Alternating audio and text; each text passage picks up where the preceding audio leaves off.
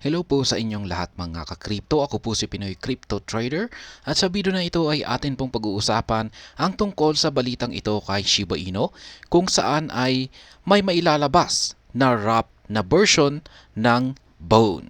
Maliban po dito ay inilabas ni Satoshi Kusama, ang lead developer ng Shiba Inu, ang paparating na mga development plans para sa Shibarium. Bago po tayo magpatuloy ay nais ko lamang po munang bigyang linaw ang aking disclaimer kung saan ang nilalaman po ng video na ito ay hindi po ito isang financial advice. For education and information purposes lamang po ang layunin nito. Nais ko na rin pong magbigay babala na wala pong kahit anumang group chat ang Pinoy Crypto Trader. Ayan po mga ka-crypto, Shiba Inu to launch W-Bone. Yan, wrap bone po yan as the team reveals upcoming Shibarium development plans. Ayon po kay Kusama ay malapit na po nilang ilabas ang official wrap bone token ng Shiba ecosystem.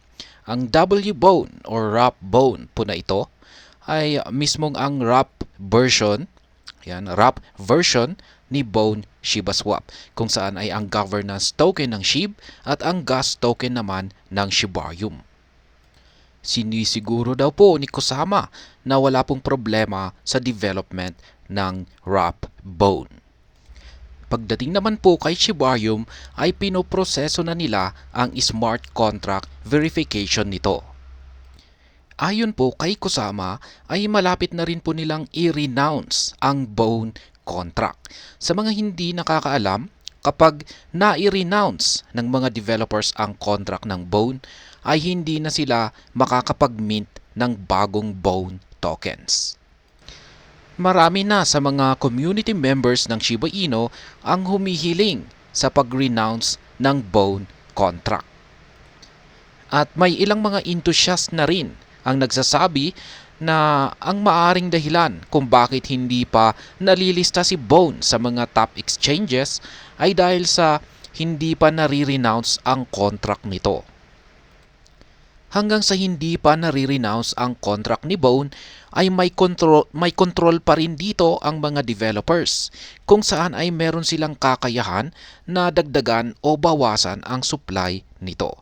Kaya sa pamamagitan po nito ay kaya nilang i-manipulate si Bone. Pero kapag na-renounce na ang contract nito ay wala ng control ang mga developers dito.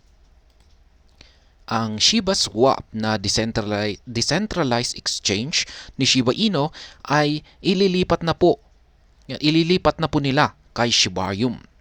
Maganda po ito mga ka-crypto dahil sa mas mapapabilis nito ang mga transactions dito kay Shiba Swap at mas maging mababa ang mga transaction fees nito. Kung natatandaan po natin, ang mga developers ay nangako noon na kanilang ililipat ang lahat ng mga produkto ng Shiba Inu dito kay Shibarium.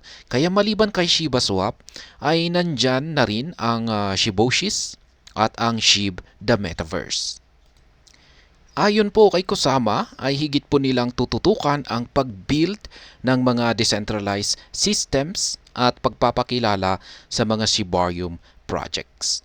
At hanggang dito na lamang po tayo sa video na ito mga crypto. Sana po ay inyong nagustuhan ang aking paliwanag sa video na ito. Kung inyo po itong nagustuhan ay pakiclick lamang po ang like button nito. Para naman po sa mga bago lamang dito, kayo po ay aking inaanyayahan para mag-subscribe. Pakiclick na rin po ang bell icon nito dahil ito po ang siyang magsisilbing notification nito sa mga bago kong videos na akin pong ina-upload sa aking YouTube channel na ito. Marami pong salamat sa panonood. Ingat po tayo lagi at God bless po sa ating lahat.